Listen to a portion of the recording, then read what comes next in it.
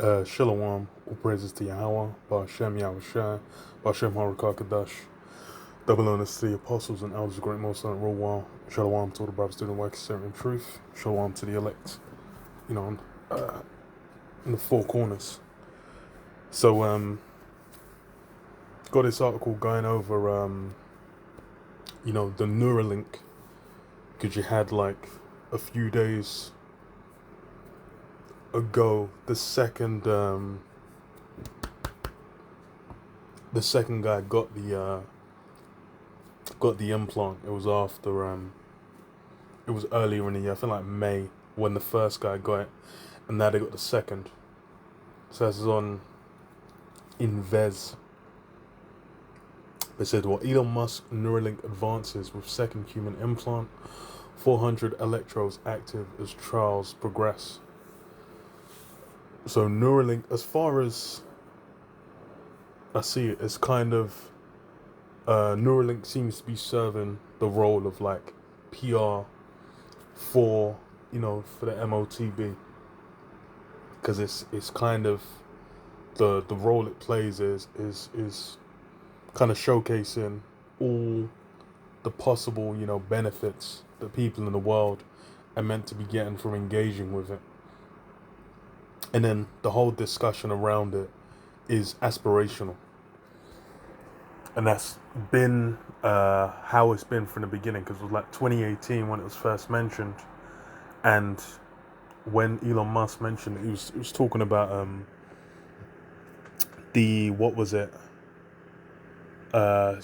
artificial intelligence, and basically saying it will be utilized as a way to keep up with or to compete with artificial intelligence. And that's been the draw. And then it's the discussion around it has been just about people making this. It's like when when the showcase was done with the monkey, that was the one where it kind of blew up big, more on social media, more kind of in discussion, to where people were like, there's all these opportunities, wow, this could be amazing, ooh.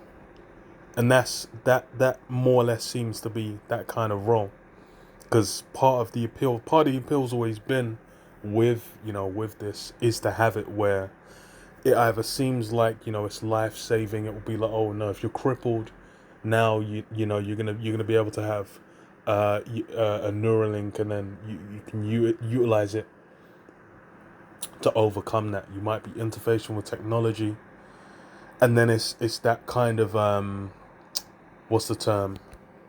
Cyberpunk future where everyone's got implants. Like Deus Ex is a good example of it. They always have these technology like Ghost in the Shell and whatnot, where you'll kind of just have implants, have supercomputers running in your brain, and then you have your brain running normally next to it. And that's the big part of the draw. That's what this seems to be doing. Because as far as the Neuralink is going, it's also making it happen, where you're seeing prophecies there. It's those people are being wedged in with them C hips, man. So what it say has reached a significant milestone by successfully implanting its brain C hip into a second human participant. This advancement in their early human trials represents a major step forward in merging human cognition with technology. And yeah, that's basically the whole angle, the whole push is, to saying they're going to merge man and machine. And the thing is that's something that on the elite level, they'll be trying to utilize those means to make those things happen. The elites are the ones that desire to be on that super level. But then the main role of it, as far as on a sheeple level, on a general populace level, is what I can read it. Revelation 13 and 16. And he causeth all, both small and great, rich and poor, free and bond, to receive a mark in their right hand or in their foreheads, and that no man might buy or sell, save he that had the mark, or the name of the beast, or the number of his name. And yeah, this is pushing in the same direction, all this technology, to where what people are looking at like, oh, this could, this, in the future we could be able to instead of having a smartphone, you could just be like, or like instead of having like the VR headset, you just get the implant, and then you'll just get the screens floating up and in front of your eyes. That's kind of how they have all these futuristic technologies. You go into Hollywood movies where they're pushing a lot of these vibrations. It's people are thinking, ooh, the appeal. But what's the real use? It's to have basically everyone in that system, everyone, party to it. And that's the thing, is looking at the vast majority of people out now. The vast majority of people out now, they're down for it. As far as for them, they're just like, oh, that seems intriguing. I wouldn't mind a piece of that. Because what does it say? And that no man might buy or sell, save he that the mark or the name of the beast or the number of his name. And then with that, you can see that technology, it was accelerated swiftly over the course of the pandemic. Because you had contactless. You had contactless from forever ago. I remember like Barclays Pay was one, or B Pay I think it was called. This was forever ago. This was like early 2010s, maybe even before that. Well, actually no, you had like Oyster cards in the UK from like 2000s, early 2000s. And that was like a citywide, and at first it was optional. I mean, it's still, I guess, technically optional, but it's like they erased the vast majority of like paper tickets. You used to be able to buy, like in the UK, you used to be able to buy in London, ticket from like one train station to another train station, or like a return ticket from one train station to another train station.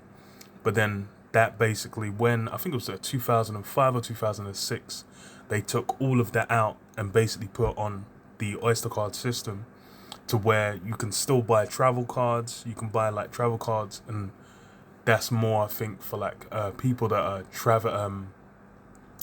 tourists. You can buy travel cards still. But then what with the single fare tickets, that's completely on the Oyster cards. And then they had, and then on top of that, and it's this is how you know it's these systems, it's all about standardizing it so everyone gets it. They had it where it was like, if you're under 16, you get free travel until like you finish. Well, yeah, until you turn 16, and then if you're under 19, you get free travel as long as you're in further education. So like sixth form or college over here, where it's like secondary school ends at 16, then 16 to 18 is like sixth form or college, and if you're studying in that, then you get free travel.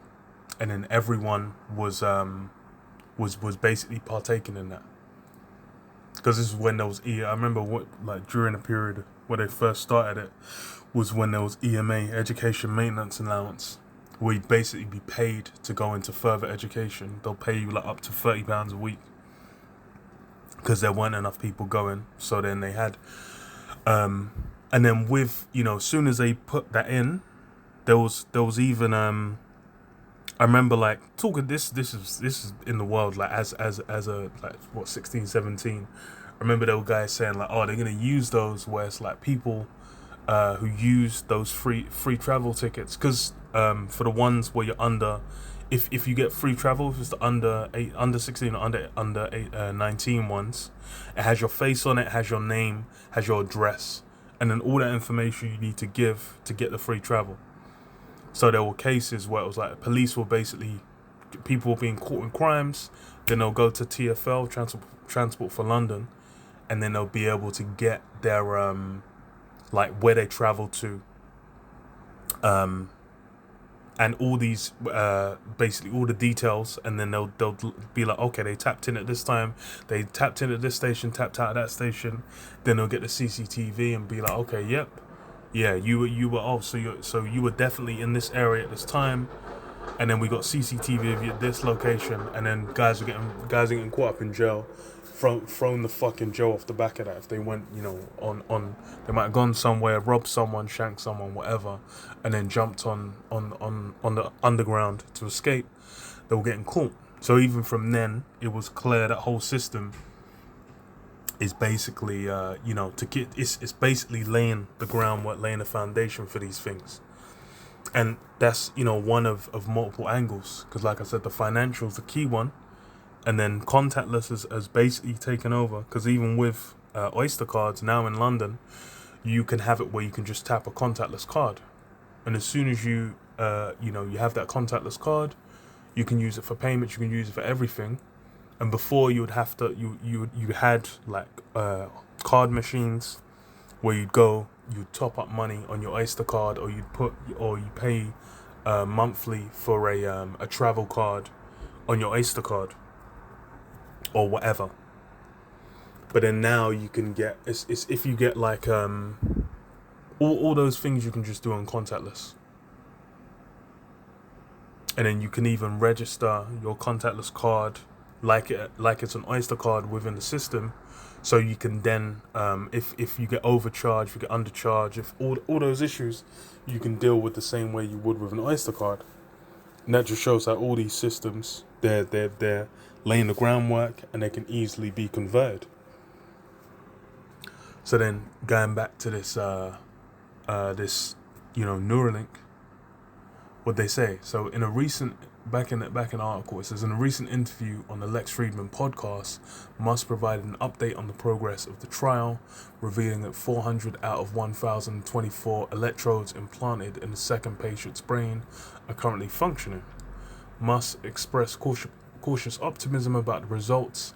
I don't want to jinx it, but it seems to have gone extremely well. There's a lot of signal and a lot of electrodes. It's working very well. So yeah, it's basically seems to be doing better than the previous one. The first one, they said after like a month it was having issues, but they got the next one in. And then here's the key of kind of how the whole marketing being done around it, where it says, what the primary goal of Neuralink's brain chip is to assist individuals with spinal cord injuries by enabling them to control electronic devices solely through thought. And yeah, it's basically the other draw, because you have, like, as far as the financial side, there's people where it's like, if you were to say, look, you can get an implant, and then that'll have all your cards, all your financial details, etc. at the tip of your hand. You can never lose your card. No one can do any form of financial fraud. There's people that be drawn in there, but then they're, as far as it's further building the case to draw people into this. And then as well, there could be more. There could be an incident where it then seems like there's even more justification for them to be like, okay, no. And then you had the financial markets crash the start of this week. They crashed, then they recovered. And the way they crashed and then recovered, it's like they could have just been dumping a bunch of money in certain pockets, because that's one means of how it manifests, where they'll kind of have like a little crash, and then people start jumping out, and then they're like, okay, the price has gone down, now we can start buying up these stocks. And it was almost exclusively technology as well, tech stocks, which has been like the bulk of the economy. So it could have been where, because they even said it was like Berkshire Hathaway, which is what's his name, Warren Buffett, his hedge fund. They took money out of what do you call it? Was it Apple? I believe it was like a bunch of big players moved out, so then people started shipping out. But then a bunch of them would have come back in and been like, okay, now the price has dropped, we can come back in. Because as far as what was happening in Japan, it's going to impact, but it's not going to be as direct. In Japan, they're fucked. But as far as in the US, it's not going to hit as immediately.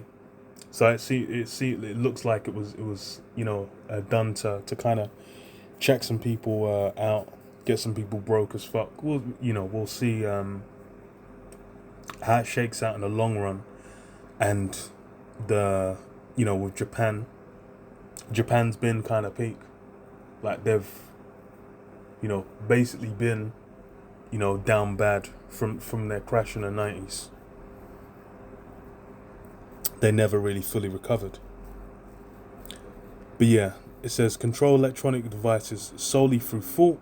This breakthrough technology promises to enhance the quality of life for those with severe mobility impairments, potentially allowing users to play video games, browse the internet, and operate various electronic devices without physical interaction. And yeah, that's a big part of the draw. People are like, oh, okay, interfacing with technology. And then it's something that I've wanted to see what the discussion about was, how people are viewing these things. So I was just looking up online, and then you'll see with there's a podcast where they posted the Lex Friedman. So that was a podcast where, and so it was an 8.5 hour discussion they had about it, and then there was a few different things they said. But then you go to to people discussing it, because even that, the first human Neuralink patient who's paralyzed is from back in March, where it's got like 54k likes, and it's him playing chess. People are like, oh, this is how the future is gonna be. And I think there was the one by the new one. Yeah, this is the new guy who got it as well, saying he made a meme using my Neuralink while on the flight to Austin. So it was him basically controlling like drawing whiskers or whatever on the cat, utilizing that technology. But then when you go to discussions around it, people are just looking at it like, oh, okay, so that's just gonna be something that's possible at some point in future. They're really looking like, because it's like what Jessica Doyle, if I had a Neuralink implant, I would program an AI robot to finish sewing the next 3,500 red bags for me, so I could go walk on the beach. So people are thinking like, oh, it's gonna open up all kinds of possibilities in life. It was one of this guy where it was like, I believe Elon Musk is working hard and building some cool stuff, and I can't deny that Tesla Optimus is super exciting, which seems like Project Samson. So a exoskeleton, essentially, where you'd be able to link up with your mind. So, but when can I get a Neuralink paired Tesla engineered exoskeleton? And that's, people are just looking at it like, oh, this is gonna be cool. It's gonna be interesting. And yeah, even with Neuralink, it's like this guy Neuralink ultraviolet and infrared vision. It says what Neuralink has successfully implanted. He said he also outlined future goals, including enhancing AI-human interaction and developing advanced vision capabilities such as ultraviolet and infrared. So that's, people are looking at like, oh, okay, so this is just going to be, that form of how this is going to be achieved, of basically becoming superhuman. It says Neuralink will eventually allow the blind to see and the paralyzed to walk. This is going to happen. It's not science fiction. So yeah, that's why it's like all those things that have been science fiction, people are looking at it like, oh, it's gonna be great. So the future doesn't need to suck.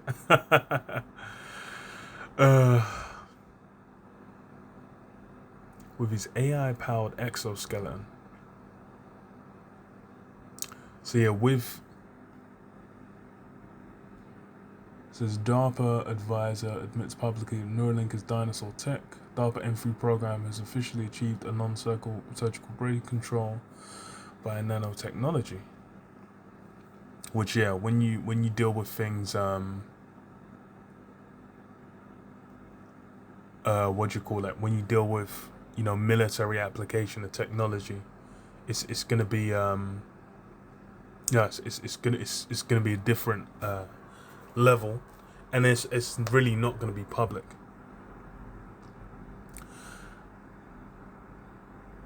And what they say, I must be the Antichrist because the level of reactive human behavior ultimately attempts to perversely affect the structure. Okay. Oh my, the darkest truth. But yeah, a lot of people are looking at like, oh, okay, this this is going to be interesting because obviously he's doing the marketing aspect of it.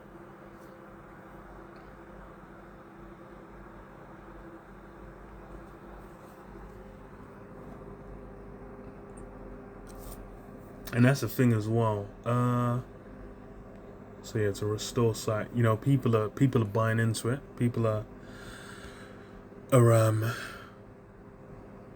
they're invested, and that's really how. That's the thing is with most of these things, how Esau's pushes it out. These different technologies, people will eat up. People will lap it up because why? They're viewing it as it's just the next natural thing that happens. Because there was a quote in here, but I'm not sure if it was in this one or the other one. The goal reflects the combat. Okay. Oh yeah. So Musk has ambition. A bit further down, it says Musk has ambitious plans for the future, aiming to implant Neuralink's chips into up to 8 more patients by the end of 2024. So there's they got the green light, so they're looking to start speeding up. And it says what the goal reflects the company's confidence in navigating the technical and regulatory obstacles that lie ahead. Neuralink's progress in brain-computer interface technology represents a groundbreaking development. While the road to widespread adoption is filled with challenges, the potential benefits for individuals with severe disabilities are substantial. So yeah, widespread adoption. That's where men are looking. This is, essentially the marketing. It's the baseline being set for everyone to be drawn in and then be like, oh, have it appeal to them. And you see, and that's the thing is most people are looking at like it's they're buying into it. They're thinking, oh, okay, how would this be applied? You got those that know of the MOTB, where they'll look at it like, okay, yeah, this lines up. But then for people in the world, people that are just following after Esau, they're just thinking like, oh, okay, yeah, once it comes out, they'll just be like, yeah, I'll get that, I'll deal with that. Or they're thinking, oh, I can't wait, I'd like to be able to, would I be able to increase motor activity or whatever, or have in your mind just be able to think about something and then have like extra information flowing in. That's how people are drawn in. There was something on this one as well. Long-term plans. Okay, yeah.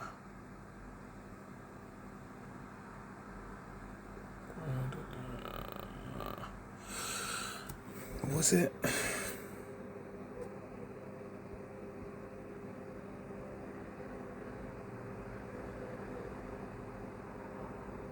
Oh yeah. So this is on nature.com, where it's what second brain implant by Elon Musk Neuralink.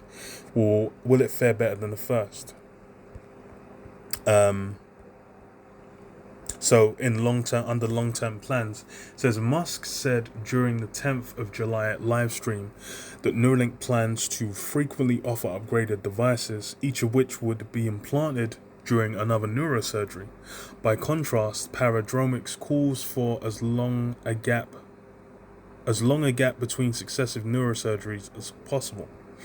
Musk said in the podcast that Neuralink's ultimate goal is a BCI that allows humans to enter symbiosis with artificial intelligence, and he predicted that future BCIs will help people with psychosis, seizures, and memory loss. So yeah, it's basically being sold as, it will solve aging. And this is the thing is like with these aspects, it's similar with like essentially trying to attain immortality. You know, people trying to be like, oh, how can we slow aging? How can we reverse aging? Can we use stem cells to do this? It's in that same, channel of thoughts of approach where it's being sold that way. And then people, because there's a result as well, like you have the video, the guy moving because it's like even the monkey display as well, where it was doing a cursor. And then this guy where it was moving the what do you call it? It was making the meme or whatever it was. Yeah, this guy making the little cat meme or whatever, with it. That's people are gonna be looking at it like, ooh, it's like, damn, it was moving it with his mind. So we're they're thinking everything else is guaranteed. But then what Chef says, treating such conditions is a much greater challenge than enabling people to move computer cursors. But that's not how people see it. They see it as, oh, okay, so they accomplished that. That means they can achieve everything. Not keeping in mind that there's been all kinds of. I remember like you go decades back, they were saying, oh, we're gonna have flying cars by this time. We're gonna have super duper computing by this time. All these different promises, were made as far as by Esau's system, but then, people don't remember, like, oh, okay, there was all these things that were attempted, and never succeeded. They just see it as, oh, this, they're already bought into who Esau is. They're already bought into the mystique, and they're just thinking like, oh, okay, I just want a piece of that. And they'll do whatever it takes, to get that piece. That's the thing is where with the judgment for those that receive the mark, one you're gonna get jacked up, by the saw. You're gonna get ailments in your body from it. But then as well, you're gonna get punished, man. You're gonna get judged. And but then, as far as for, Jake among them, they don't hold the words of the scriptures, they don't hold any weight or value to them. They're just thinking like, nah, look, this guy, they're looking at Esau like he's the Most High. Ezekiel 28:2, Son of man, say unto the prince of Tyrus, thus saith the Most High Power, because thine heart is lifted up, and thou hast said, I am a God, I sit in the seat of God, in the midst of the seas, yet thou art a man. And yeah, with these technologies, it's really Esau trying to, supplement or present as like he is a god. Because what's really being he's basically trying to show and display and have like, okay, well, the most I can do these things through the spirit. I'm gonna utilize my blessing, that technology, to accomplish the same.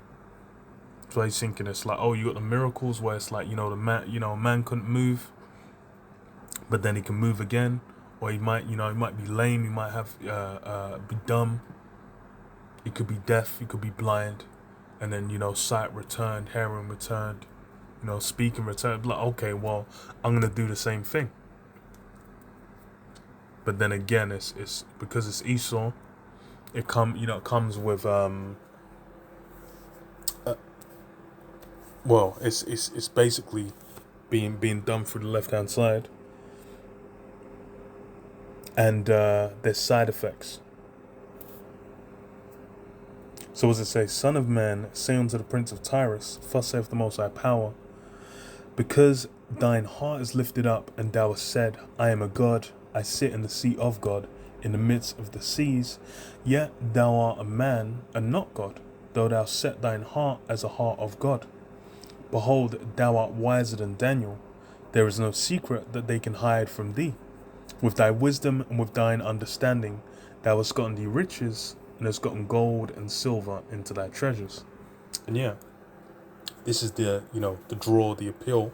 One is because, Esau's got the rule, he's got wealth, and he's basically, through various different means, mainly entertainment, he's kind of set, people's understanding of of what righteousness, justice. All these things are set by Esau's system. They learn them things through, movies, TV shows, whatever, and how it's presented. And then everyone's basically caught up and thought, oh, they're thinking according to his dynamics and a carnal matter. And then as well, it's because he's got his blessing, he's got that technology, he's got means, he's got the capability to blow, to drone strike someone into oblivion. And then you see like, oh, you see these men in the Middle East, it's like, damn, these men are just living in sand castles, with crusty AKs. But then, the so-called white man's out there just, dropping legendary missiles on man's head. That's how people are, are viewing it in their mind. But then, again, that's a snare. Because then you're just looking at the carnal. And that's how a lot of people operate and deal in this current world now. Esau's, the king of carnality. And then everyone just looking like, in a carnal sense, you can't. But how are we gonna, how can we contend? He's got missiles, though. But that's why they're looking at these technologies like, oh, he's, of course he can do that. It says, with thy wisdom and with thine understanding, thou hast gotten thee riches, and hast gotten gold and silver into thy treasures. And yeah, he's gotten riches. And that's the other thing. People see like, oh wow, this guy's got he's doing well, all the big businesses, all these industries. He's out here doing the most. These blacks can barely sing and dance. But it says, what? By thy great wisdom and by thy traffic hast thou increased thy riches, and thine heart is lifted up because of thy riches. And yeah, prideful. They become extremely prideful to the point where they think, they're going to be able to replace the Most High and be like, okay, well, we're going to utilize our technology to become as the Most High. We're going to have, a means, to replace the Holy Spirit through, through technology. We're going to have a means to, to do our own miracles through technology. But then, he's been given capabilities, but it's up to a point. Because as far as with the MOTB, he's going to instate it. He's going to establish it. Because that's one of the key prophecies that in World War III.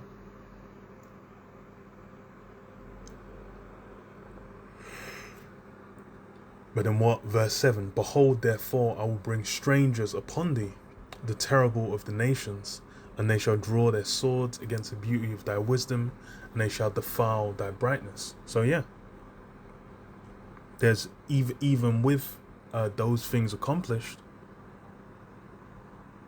you're still, like, the Most High is still going to set up that those who are going to come against you, and ultimately what? The your kingdom basically being translated to Yahushua. The kingdom of heaven being set up, that's been promised. That's going to be achieved. So despite, having and establishing all this, it's not going to last. And that's the thing that most people can't see. They're thinking, oh, well, they're going back like, well, back in World War II, they had those big ass vacuum tube printing out on a huge sheet, to calculate, where it had like fucking 12 bits of memory in the computer, and then like 10, 20, 30 years later, then you had desktop PCs. Then 20, 30 years later from that, you got like smartphones. They're thinking, damn, of course you're gonna get like implantables. You're gonna be, enhanced. You're gonna be shooting flames out of your hand. You're gonna be shooting laser beams from your eyes. That's how people are looking. But it's that's a blessing that was given onto Esau for a purpose. Those technologies were developed because why? To fulfill prophecy. That's why we got, these implantable devices now to fulfill prophecy. But then what? Esau's going to get put to an end. They shall bring thee down to the pit, and thou shalt die the deaths of them that are slain in the midst of the sea, in midst of the seas. Wilt thou say before him that slayeth thee, I am God, but thou shalt be a man and no God in the hand of him that slayeth thee. Yeah, and that's where it's gonna, be shown. He's not a God, man. He's not a power. That's why you go to Isaiah 14. It says, like, is this the man? The nations are gonna narrowly look upon thee, because they're gonna see what they've been under that whole image, that whole representation of how he's pushed his image out there. They're thinking like, damn, this guy's, he's the first world. He's got all the technologies, all the capabilities. He's got the strongest economies. He's able to enact his will all over the earth. Who can contend with him? But then what? It's going to be revealed. Wait, hold on. This guy was just a worm this whole time. He was just a nobody. He was just propped up. That reality is going to come forth.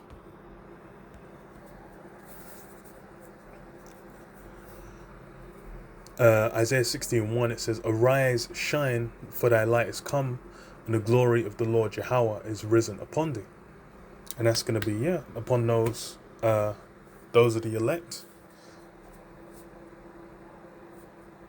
But then what? It says, for behold, the darkness shall cover the earth, and gross darkness the people. And that's where we're in now, man. Gross darkness has covered the earth and the people. Everyone's all drawn into, Esau's worldview.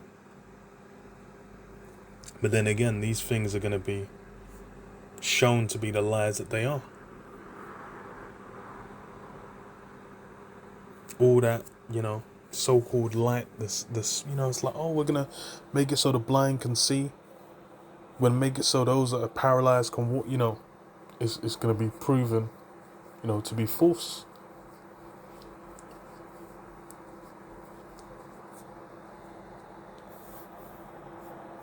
It says, but the Lord Yahweh shall rise upon thee, and his glory shall be seen upon thee. Yeah. There's the true power is going to be shown in that time. And Esau is going to be shown for what he is, man. But I'll leave it there. Shalom.